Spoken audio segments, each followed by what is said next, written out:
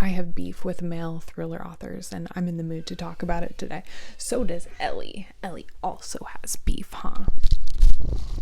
Yeah, she says yes. My issue comes down to I don't like how male thriller authors write female characters in general, not only the female main character, the final girl, but also their depiction of women in general and as plot devices. We as women in the real world live every day with the knowledge and awareness that men are a threat to us. If you're a woman, think to yourself, how often have you had to check your rearview mirror or look at your surroundings before you get out of your vehicle, or carry your keys between your knuckles just in case you have to fight someone, or maybe like taking a different route on a walk, or deciding to walk the opposite way down the street if you see a suspicious looking character, or what have you. That this is so common. Almost every woman I know in real life has a Me Too story, or has been stalked or threatened or harassed at some point in her life.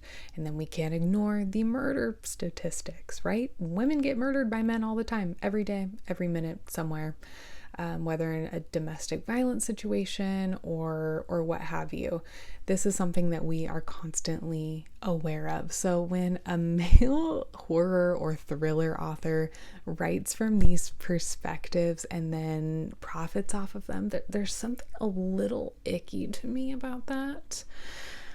But that's not really what I'm going to focus on today. I do have specific examples in books where I have read it. It's written by a male thriller author, and it's very apparent because of the way that they're writing women. What got me thinking about this whole thing was I finished Look Closer by David Ellis this month, and this is probably one of the most women written by men book that I have read in a really, really long time. Every woman depicted in this book is conniving, money hungry, like overly sexual. And there's a female point of view in this book that is just so unrealistic, like not only in her mindset and her way of thinking, but just her behavior in general. And then I also didn't like how sex work was portrayed in this book. One of the characters has a background in sex work, and it's meant to be a part of her character where we as the audience are meant to not trust her because of it. Like, wow, this is kind of like a black mark on her past, and we should be suspicious of her because of this. She can't be trusted. She has kind of like this gritty background, and it doesn't just end there. It definitely goes beyond that, but I just didn't really like that at all. Another very popular one, No Exit by Taylor Adams. This got adapted into, I want to say, a movie on Netflix or Hulu or something like that. I never watched it because I hated the book. This is a snowy thriller where this woman comes upon this rest stop and they get snowed in, and she realizes that there is a little girl trapped in the back of a van, and she's trying to figure out whose car this is, and it kind of unravels from there. She makes contact with this little girl in the back of the van. The little girl is so scared that she throws up, and you know what the main character, the female main character, says to this little 7-year-old girl? She goes, "It's okay that you just threw up. That's gonna happen to you a lot when you get to college."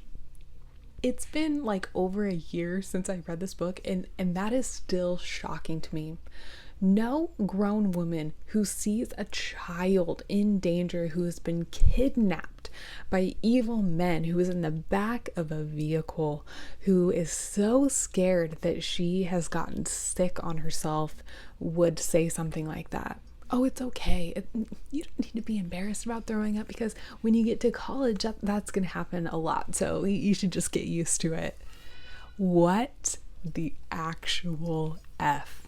Immediately I knew that Taylor Adams is not Taylor, a female Adams. That's Taylor. Taylor's a male. I knew it right away. I didn't even have to look it up. And then Riley Sager, the king of using an ambiguous pseudonym to appeal to a wider audience.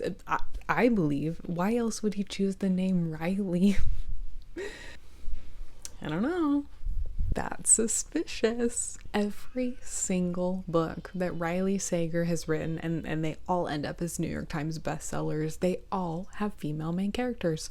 Every single one of them, and they never behave in the way that a woman would in these life or death situations.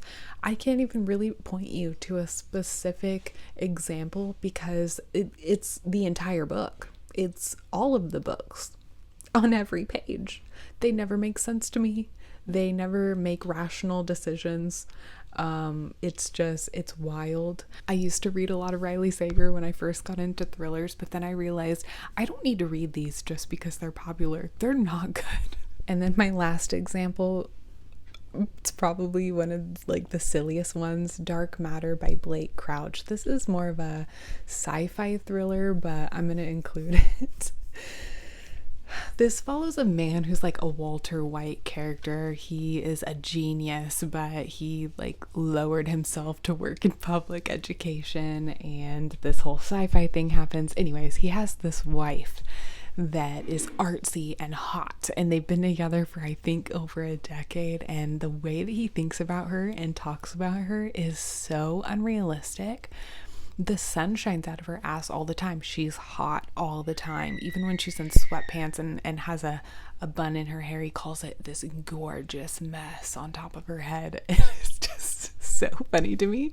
Speaking as a woman who's been in a monogamous relationship with a man for 12 years now, it's not realistic. There's even a line where he says that he loves the smell of her end of the day BO. Like her BO mixed with deodorant is like his favorite smell. And I'm just like, what? And of course she's like the most interesting woman. She's so interesting and so smart and funny and charismatic and perfect all the time. And she's so flat in that way. Like she's just the flattest main character. She's used as a plot device. She's not even real. She doesn't feel real at all. She feels like a device for the story to create conflict and stakes for the male main character, and it is just so bad. It really is. I am in the minority when it comes to this book. This is such a well-loved book. Consistently, this has been popular since even I started book 2 back in like 2017. I read this, I think in 2018, and I still just remember being shocked by that. Even then, I wasn't even really a very critical reader back then, but that stuck out to me like a sore thumb. It's just, yeah, very ridiculous.